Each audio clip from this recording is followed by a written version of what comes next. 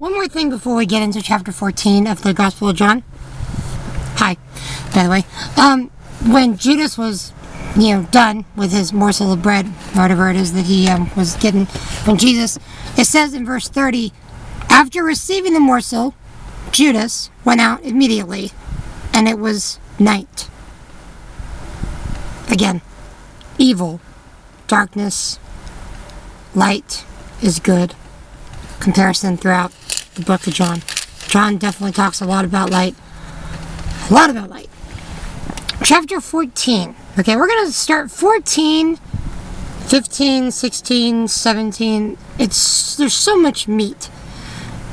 You have to digest it slowly. But we're going to try to get as much out of it as we can, briefly. Do not let your heart be troubled. Believe in God, believe also in me. In my Father's house are many dwelling places. If it were not so, I would have told you. Accept his promises. Accept his preparation. Accept his plans for you. Because remember, he holds you in his hands. The Father holds you in his hands. They both hold you in his hands together.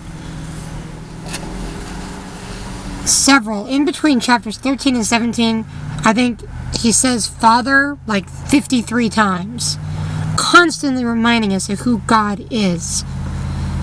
Father. Now, for me and John, that's an easy concept. Amazing fathers. Blessings. And perfect. And good examples to us as fathers for our children. But a lot of people stumble because they haven't all had good father relationships. That's why I suggest finding one. Finding a mentor, finding a person that you can trust, that you can get wisdom from, that you can develop a friendship with. It's important because that example of what a father and son relationship is to us. And he talks about the comforter that's going to come. So I have to go so that he can come. The Holy Spirit can come. Believe in me that I am in the Father and the Father is in me. Truly I say to you, he believes in me, the works that I do, he will do also greater works than these, because I go to the Father. If you ask anything in my name, I will do it. If you love me, you will keep my commandments. Which is all about surrender and obedience. Surrendering ourselves, our wants, our desires, me, over to him. He is securing our tomorrow by giving us the Holy Spirit today, filling us up today. Take note of that. Take courage of that. The Helper, the Holy Spirit, whom the Father will send in my name, he will teach you all things and bring to remembrance all things I said to you. Peace I leave with you. My peace I give to you, not as the world gives. Do not let your heart be troubled, nor let it be fearful. So he's going away, and he's basically telling the disciples that this is what's going to happen. Chapter 15. Our youth pastor at high school, David McDaniel, had us memorize John chapter 15, and if we could get up there in front of all the high schoolers and recite it, we'd get a prize or something like that. I was never able to do that. I'm bad at memorizing, but several did, and it was really cool to listen to them recite the whole passage. It starts out with, I am the vine and my Father is the vine dresser. Every branch in me that does not bear fruit, he takes away. Every branch that bears fruit, he prunes, so it may bear more fruit. I'm near the airport, so there's a lot of planes flying around. But, the vine and the branches, that's the essential message of chapter 15. That he is the vine and that he is pruning us daily. And he's working on us daily. But it's his invitation to us. But we have to put him first. This is my commandment, that you love one another just as I have loved you. Commitment leads to friendship. There were a lot of slaves in Rome. But some of them became friends with their masters. Because those were the ones that were committed to their master.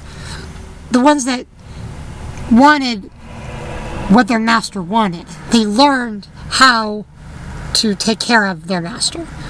Just like employees get along with their bosses when employees listen to what their bosses need and want and enjoy, and be friendly with those who are above you and around you. No longer do I call you slaves, but now I call you friends. You did not choose me, but I chose you and appointed you that you would go and bear fruit. The world will hate you because it hated me first.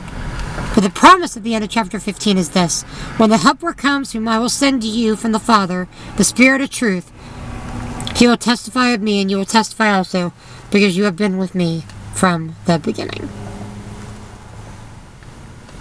The Spirit of truth. The Holy Spirit is with you today.